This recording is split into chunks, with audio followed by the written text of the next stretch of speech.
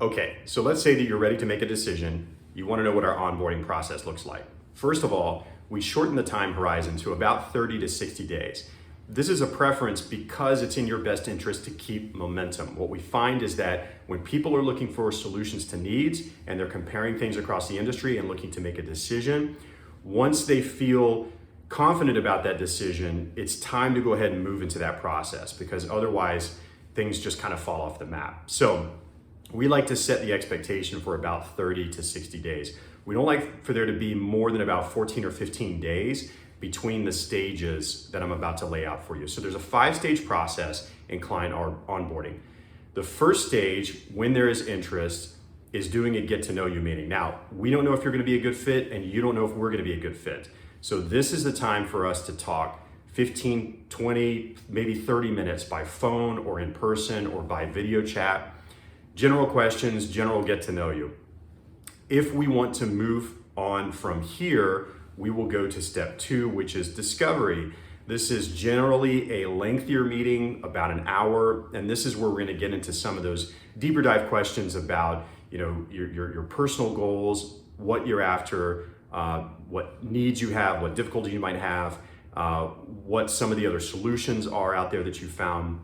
This is where we're really going to go into that a little bit deeper. And usually at this point, by the end of the discovery meeting is when people decide whether or not they want to work with us. If they want to work with us, what we do is take that information from the discovery session and we create a SWOT analysis. So strengths, weaknesses, opportunities, and threats. And we put them into a visual and we present them back to you.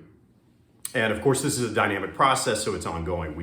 We can change up that SWOT analysis if it doesn't quite fit exactly what we heard, but we try to listen as intently as we can. So from the discovery stage, which is stage 2, and the delivery of SWOT analysis, we would go into onboarding and organizing. This is when we would get all the paperwork together. This is when we would transfer accounts if needed and really start the process of getting you onboarded. And most of that is digital. One of the things that we've built this firm on is in streamlining processes, making them as efficient as possible. And so therefore, really everything that we're doing is in digital form, signatures, account transfers, and everything else. So then we would move into, on our side, creating the plan and going into implementation of the plan once we review it to you.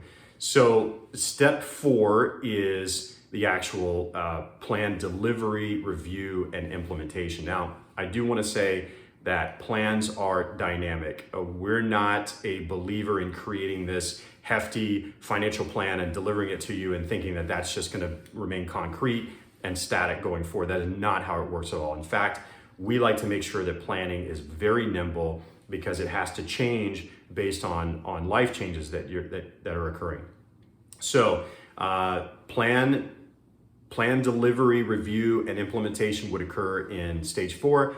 And then stage 5 is just ongoing support. This is where suddenly things become dynamic, right? So investment management, life changes, plan changes, and so forth. So step 5 is really just the ongoing delivery of services to you. So I hope this makes it a little bit clearer in terms of the expectations for onboarding. It's a really easy process. Once the decision is made, we can go through it very, very quickly. And again, we like to keep it to about 30 to 60 days in terms of going from step 1 to step 4 or 5.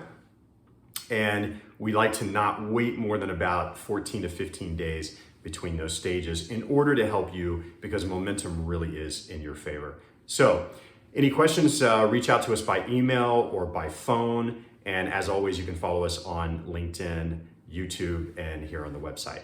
Thanks.